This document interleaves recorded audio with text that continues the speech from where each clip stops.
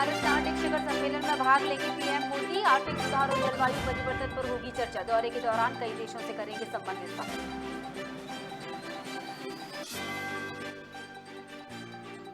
राजधानी रायपुर में आयोजित श्रमिक सम्मेलन में शामिल हुए सीएम भूपेश। बोरोबासी खाओ अभियान की शुरुआत, लोगों से की बोरोबासी खाने की अपील।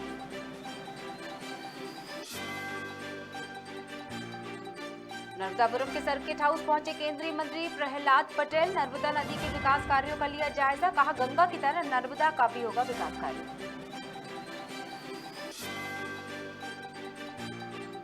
शुजालपुर में श्रमजीवी पत्रकार संघ ने सीएम चौहान के नाम सौंपा ज्ञापन। पत्रकार के लिए सुरक्षा कानून की मांग। श्रमजीवी पत्रकार संघ के पदाधिकारी और पत्रकार गण रहे मौजूद। और रायपुर में 2 अंतर्राज्यीय गांजा तस्कर गिरफ्तार। मध्य प्रदेश के विदिशा के निवासी हैं आरोपी। पुलिस ने आरोपियों के कब्जे से 2,90,000 का गांजा किया जब्त।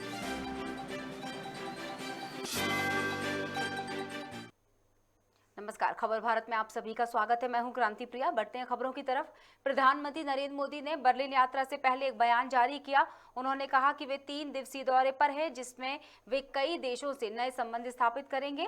पीएम मोदी ने ये बात भी कही कि वो डेनमार्क, आइसलैंड, फिनलैंड, स्वीडन और नॉर्वे के प्रधानमंत्रियों के साथ दूसरे भारत नार्डिक शिखर सम्मेलन में भाग लेंगे, जिसके बाद वापसी में वे राष्ट्रपति मैक्रोन से मिलने पेरिस जाएंगे। उन्होंने कहा कि इससे भारत फ्रांस की रणनीतिक साझेदारी को अगले चरण में ले जाने का अवसर मिलेगा। मध्य प्रदेश के स्कूल शिक्षा राज्य मंत्री इंदर सिंह परमार 12वीं बोर्ड परीक्षा की टॉपर रही दिव्यता पटेल के घर पहुंचे। दिव्यता के उज्जवल भविष्य की कामना कर उसे आशीर्वाद भी दिया। गौरतलब है कि शुजालपुर की रहने वाली दिव्यता पटेल ने 12वीं में जीव विज्ञान समूह में 98.2% अंकों के साथ प्रावीण्य सूची में प्रथम स्थान हासिल किया है। अपनी सफलता का श्रेय मम्मी और शिक्षकों को उन्होंने दिया। साथ ही बताया कि सोशल मीडिया प्लेटफॉर्म से दूरी सफलता का मूल मंत्र है। दिव्यता ने यह भी कहा कि लक्ष्य हासिल करना है तो लक्ष्य को भ्रमित करने वाली सभी चीजों को खुद से दूर रखना चाहिए। एग्ज़ाम के लिए तो प्रॉपर डेडिकेशन, कंसिस्टेंसी ये बहुत ज़्यादा इम्पोर्टेंट होता है। And second thing is the schedule you prepare for your exams are very much important. So I prepared the daily targets, schedules and worked on it. And after completing the target, I just analyzed that what I left and just completed it next day, so that nothing is left uncompleted. So till exams, all the major portions of my syllabus of class 12th were done. And in the last few months, I just did revision and it was very helpful. My mother supported me, my parents, especially my mother, she gave much more moral support, and she always motivated me. And the score I scored what rank, and it is all possible because of her.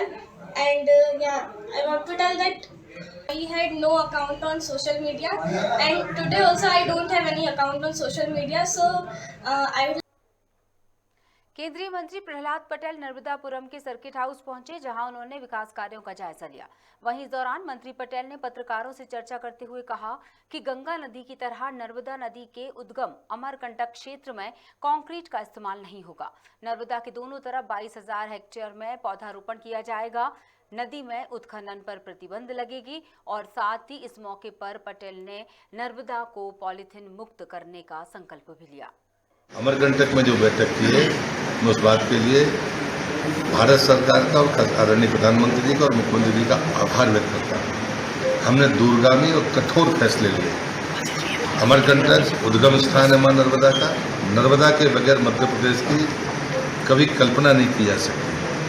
लेकिन ये सच है कि जो कड़े फैसले हैं उस अमरकंटक का नगरीय निकाय उसकी स्मार्ट समिति के स्टेटस को वापस लेकर वहाँ एक बेहतरीन कानूनी एक संगठन को, संस्था को खड़ा करना, ताकि उसकी शुचिता और अविरलता बनी रहे। 20 किलोमीटर बाहर कोई मैग्नेटिक सिटी बने, जहाँ पर व्यावसायिक गतिविधियाँ, होटल, आश्रम, जो जिसको बनाना है वो वहाँ पर बनाए, लेकिन वहाँ की आर्कोलॉजी को कोई बदलने की चूक अब ना हो। दूसरा है कि दोनों कोस्ट पर 22,000 हेक्टेयर में प्लांटेशन होना है, और वो प्लांटेशन नर्मदा के आसपास के जो वहाँ पर पौध भिन्नता थी उसी को प्लांट करने का ये काम है। मध्य प्रदेश शासन के राज्य स्कूल शिक्षा मंत्री इंदर सिंह परमार ने मजदूर दिवस पर पत्रकारों को संबोधित किया। वहीं शिक्षा राज्य मंत्री ने कहा, भारत की परंपराओं में पत्रकारों ने समाज को जागृत करने का काम किया है और समाज को सकारात्मक सोच के साथ आगे बढ़ाने में महत्वपूर्ण योगदान दिया है। भारत की परंपरा में मान्यताओं में शिक्षक और पत्रकार ये समाज को जगाने वाले रहे, समाज को सकारात्मक सोच की ओर आगे बढ़ाने का काम किया है। हमने आज़ादी के आंदोलन में देखा है और आज़ादी के आंदोलन के पहले भी भारत का जो पुरातन इतिहास है उसमें संवाद स्थापित करना ये बड़ा काम पत्रकारों के द्वारा हुआ है। मजदूर दिवस पर शुजालपुर में मध्य प्रदेश श्रमजीवी पत्रकार संघ की जिला इकाई के द्वारा मुख्यमंत्री शिवराज सिंह चौहान के नाम एक ज्ञापन सौंपा गया। मध्य प्रदेश के स्कूल शिक्षा राज्य मंत्री इंदर सिंह परमार को सौंपे इस ज्ञापन में मध्य प्रदेश में पत्रकारों की सुरक्षा के लिए पत्रकार सुरक्षा कानून लागू करने के साथ ही अन्य 21 सूत्रीय मांगों को शीघ्र ही पूरा करने की मांग की गई। कार्यक्रम में जिला अध्यक्ष मनोज जैन के साथ बड़ी संख्या में श्रमजीवी पत्रकार संघ के पदाधिकारी और पत्रकार गण मौजूद रहे। मध्य प्रदेश पत्रकार संघ द्वारा ज्ञापन दिया गया है। मध्य प्रदेश सरकार से संबंधित काफी विषय इसमें है, तो इनके निराकरण के लिए सरकार स्तर पर प्रयास करूंगा। जैसे मेरी पत्रकार जगत के लिए मान्यता ये है कि एक मजदूर नहीं, एक राष्ट्र निर्माण में चेतना एक आंदोलन है और समाज में इसी रूप में पत्रकारों की भूमिका आगे बढ़ेगी, ऐसा मुझे पूरा विश्वास है। क्योंकि भारत की परंपरा में मान्यताओं में शिक्षक और पत्रकार ये समाज को जगाने वाले रहे, समाज को सकारात्मक सोच की ओर आगे बढ़ाने का काम किया है। हमने आजादी के आंदोलन में देखा है और आजादी के आंदोलन के पहले भी भारत का जो पुरातन इतिहास है उसमें संवाद स्थापित करना ये बड़ा काम पत्रकारों के द्वारा हुआ है। छत्तीसगढ़ के मुख्यमंत्री भूपेश बघेल की अपील पर 1 मई को मजदूर दिवस के अवसर पर अपने आहार और संस्कृति के गौरव की अनुभूति के लिए देश विदेश के कोने कोने में बसे छत्तीसगढ़ के लोग बोरेबासी खाकर श्रम का सम्मान कर रहे हैं। इसके साथ ही मुख्यमंत्री की अपील पर छत्तीसगढ़ होटल एवं रेस्टोरेंट एसोसिएशन ने संस्थान में कार्यरत कर्मचारी और उनके परिजनों और साथियों के लिए बोरेबासी व्यंजन की व्यवस्था भी की। बता दें कि बोरेबासी छत्तीसगढ़ का व्यंजन है जो बचे चावल को पानी में भिगोकर रात भर रखकर बनाया जाता है।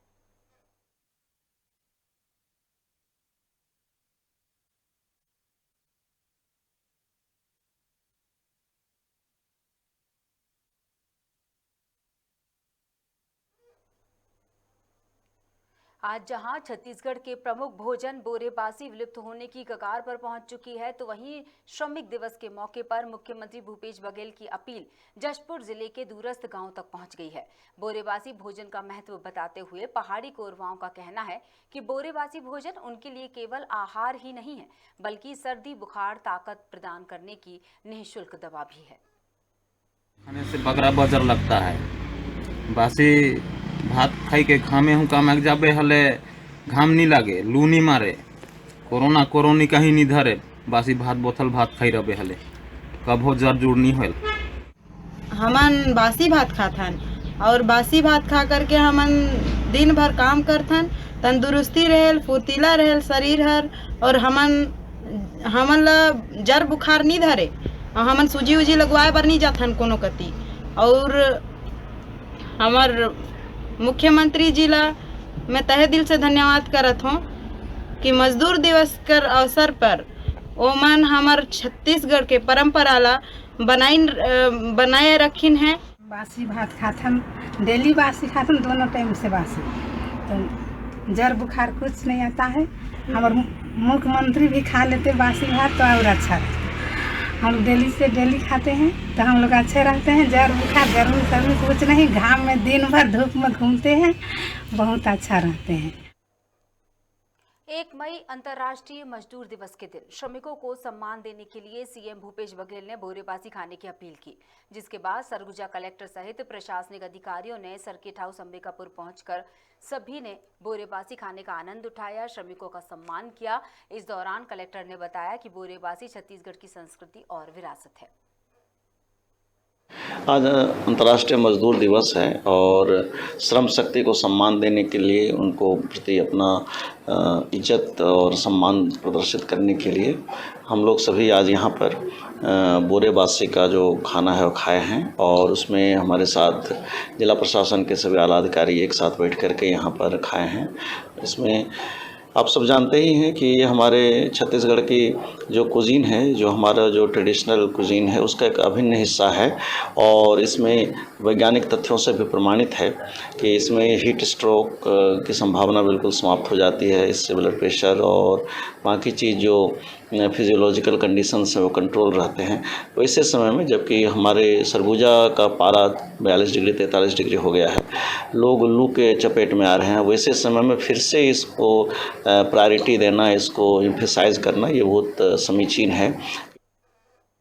रायपुर के थाना आजाद चौक क्षेत्र में अजीत टावर में गुरु कृपा इंफ्रास्ट्रक्चर नाम की चिटफंड कंपनी का कार्यालय था।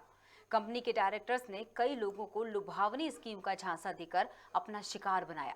लोगों से उन्होंने कंपनी में लाखों रुपए का निवेश करवाया। पीड़ित बाबूलाल साहू समेत अन्य पीड़ितों ने 2017 में थाने में कंपनी के डायरेक्टर्स के खिलाफ रिपोर्ट दर्ज कराई, जिसके बाद 3 डायरेक्टर्स को गिरफ्तार कर लिया गया है। आजाद चौक थाना क्षेत्र में वर्ष 2017 में गुरु कृपा इंफ्राटेक के खिलाफ में अपराध पंजीबद्ध किया गया था। कंपनी ने ये चिट फंड कंपनी थी और इसने बहुत सारे लोगों का पैसा ठगी करके ये काम बंद कर दिया था इन्होंने। तो इसमें पीड़ितों की शिकायत पर आजाद चौक थाने में अपराध पंजीबद्ध किया गया था और इसमें बाकी आरोपियों को पूर्व में गिरफ्तार किया जा चुका है और 3 आरोपियों अविनाश चंद्रवंशी, दिलीप कुमार देवांगन और बीरेंद्र सिंह को अभी गिरफ्तार कल किया गया है। गिरफ्तार करके आगे की वैधानिक कार्रवाई इनके खिलाफ में की जा रही है। मनरेगा कर्मचारी अनिश्चितकालीन हड़ताल पर हैं। दांडी यात्रा करते हुए दंतेवाड़ा से अपनी एक सूत्री मांग नियमितीकरण को लेकर रायपुर पहुंचे हैं। दांडी यात्रा में सभी जाति धर्म समुदाय के लोग शामिल हैं। महात्मा गांधी मनरेगा योजना अंतर्गत कार्य करने वाले छत्तीसगढ़ के मनरेगा कर्मचारियों की दांडी यात्रा प्रदर्शन है। बता दें, छत्तीसगढ़ मनरेगा कर्मचारी महासंघ के तत्वाधान में 4 अप्रैल 2022 से कर्मचारी निरंतर हड़ताल पर है। हम लोग 4 अप्रैल 2022 से अनिश्चितकालीन हड़ताल पे थे और शासन से हमारी यही मांग थी कि शासन के जन घोषणा पत्र में नियमितीकरण का वादा किया गया था, उसको आत्मसमाप्त करते हुए हमको नियमितीकरण दिया जाए, लेकिन शासन अभी तक मानी नहीं। तो शासन के पास हम लोग ने दूसरा ऑप्शन भी उस मांग पत्र में किए थे कि यदि वित्तीय बजट या किसी प्रकार की दिक्कतें हैं तो जिस तरह से शिक्षक कर्मी साथी लोग को पंचायत कर्मी बनाया गया, उसी तरह हम लोग पंचायत और ग्रामीण विकास विभाग में काम करें, उसी तरह हम लोग को भी पंचायत कर्मी बनाया जाता। लेकिन शासन अभी तक उस रूप में काम नहीं किए हैं। कल माननीय सीएम साहब जी से मुलाकात हुई, बहुत सकारात्मक मुलाकात रही। उन्होंने आश्वासन दिया कि सीएस की अध्यक्षता में एक कमेटी गठन की जाएगी और वो तत्काल उस पर काम करते हुए आप लोगों के मांगों पर विचार करेंगे। सीएम साहब ने ये भी कहा कि आप लोग अनिश्चितकालीन हड़ताल को ख़त्म कीजिए और रैली जो चल रही है, दांडी यात्रा चल रही है, उसको ख़त्म किया जाए। रायपुर के थाना पंडरी क्षेत्र के अंतर्गत दलदल सिवनी स्थित विज्ञान केंद्र के सामने 2 गांजा तस्करों को पकड़ा गया है। गांजा तस्करी में शामिल दोनों आरोपी मूलतः मध्य प्रदेश के विदिशा के रहने वाले हैं। आरोपी गांजे की तस्करी उड़ीसा से नागपुर की ओर कर रहे थे। आरोपियों के कब्जे से कुल 29 किलो 100 ग्राम गांजा जब्त किया गया है, जिसकी कीमत लगभग 2,90,000 रुपए है। पंडरी थाना क्षेत्र का मामला है। सूचना मिली थी कि विज्ञान केंद्र के आसपास 2 व्यक्ति हैं जो पास में गांजा रखे हुए हैं और बिक्री करने के लिए घूम रहे हैं। तो इसमें वहाँ पे थाने की टीम ने और साइबर की टीम ने जाके घेराबंदी कर दबिश दिया। 2 व्यक्ति मिले जो मूलतः विदिशा मध्य प्रदेश के रहने वाले हैं। इनके पास से 29 किलोग्राम गांजा मिला है जो उड़ीसा से लेकर आना बता रहे हैं। इनके खिलाफ में NDPS एक्ट की कार्रवाई की जा रही है। दोनों को गिरफ्तार किया गया है। भिंड शहर में सुबह 4 बजे से 33 kV की लाइन में फॉल्ट होने के कारण बिजली सप्लाई ठप रह गई। इस दौरान लोगों को बिजली पानी के संकट से जूझना पड़ा। साथ ही जिला अस्पताल में मरीजों के अल्ट्रासाउंड, एक्सरे और दवा पर्चा तक नहीं बन पाए। बता दें कि हालात इतने बुरे थे कि डॉक्टरों ने मोबाइल की रोशनी में बैठकर मरीजों को देखा। आज मैं अभी 8 बजे ड्यूटी पर आया हूँ, तब से लाइट नहीं है। बताया गया कि 4 बजे से लाइट नहीं आ रही है। हमारे बच्चे बाढ़ में छोटे छोटे बच्चे भर्ती हैं, जब बहुत ज़्यादा गर्मी है सारे बच्चे परेशान हो रहे हैं। इस समय उल्टी दस्त का बहुत ज़्यादा प्रकोप है। हमारे बच्चों के आईसीयू में भी काफ़ी बच्चे मतलब इसमें एसी लगे हुए बंद है, लेकिन लाइट नहीं होने से वहाँ भी काफ़ी दिक्कतें आ रही है। सब जगह मतलब लाइट की वजह से पेशेंट परेशान है, अटेंडर परेशान है और वो मतलब गर्मी की वजह से और ज़्यादा बीमार हो रहे हैं। मंदसौर के थाने में अवैध अफीम की तस्करी का मामला सामने आया है, जहां मुखबिर की सूचना पर पुलिस ने आरोपी भंवरलाल रैगर को 2 किलोग्राम अवैध मादक पदार्थ की तस्करी करते रंगे हाथों पकड़ा। वहीं आरोपी से पूछताछ जारी है। कोतवाली को अवैध मादक पदार्थ ले जाए जाने की एक सूचना प्राप्त हुई थी, जिसमें एक व्यक्ति मांगीलाल रैगर जो कुरावड़ उदयपुर का रहने वाला है वो मिला था। उसके पास से 2 किलो अवैध रूप से रखी हुई अफीम मिली है। आरोपी को गिरफ्तार कर लिया गया है। आज उससे पूछताछ जारी है। माननीय न्यायालय के समक्ष पेश करके रिमांड लिया जाएगा। आगे की कार्रवाई अभी जारी है। पुनासा रोड के गांव भामर के समीप रुई से भरे ट्रक में आग लग गई। वहीं सूचना मिलने पर फायर चालक मनदीप शर्मा अपने दल के साथ मौके पर पहुंचे और आग पर काबू पाया।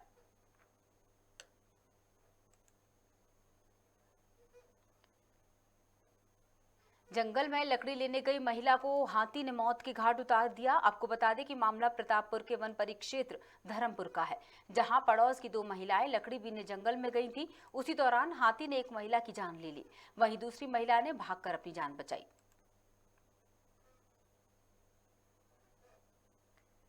नेमावर के नर्मदा घाट में अज्ञात पुरुष का शव मिलने से हड़कंप मच गया। वहीं मृतक के पास फटा पुराना बैग भी मिला है। आपको बता दें कि पुलिस ने मामले में मर्ग कायम कर शिनाख्त के लिए शव को मसूरी भवन में रखवा दिया है।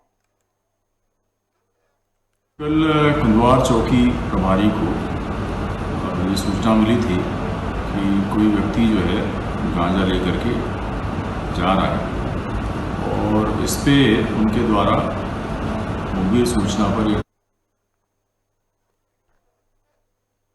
सिंगरौली जिले के लूटी गांव में अवैध रूप से गांजे की खेती की जा रही थी, जहां किसानों के खेतों में से करीब 4,50,000 क्विंटल मतलब 4.5 क्विंटल गांजा जब्त किया गया, जिसकी अंतर्राष्ट्रीय बाजार में कीमत 43 लाख रुपए बताई गई है।